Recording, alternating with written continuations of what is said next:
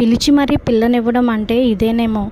ఏంటి అలా అంటున్నా అని చూస్తున్నారా? ఇప్పుడు మనం మ్యాటర్కి వచ్చేస్తే, జున్ను తినాలనిపించి జున్ను పాలు కోసం రోజులు తరబడి అనకాపల్లి రోడ్లన్నీ తిరిగేసినా రిజల్ట్ లేకుండా పోయిందండి. ఇంకివేమీ అయ్యే పనుల్లా కనిపించట్లేదు. కామ్గా కూర్చుంటే మా హస్బెండ్ డిమార్ట్ నుంచి జున్ను పౌడర్ తెచ్చి పండగ చేసుకో అనేసరికి పిలిచి మరీ పిల్లనిచ్చినంత ఆనందం కలిగిందండి. ఈ జున్ను పౌడర్ దొరకడం ఒక ఎత్తు అయితే, దీన్ని వండిన తర్వాత వెయిట్ చేయడం ఇంకో ఎత్తు అండి.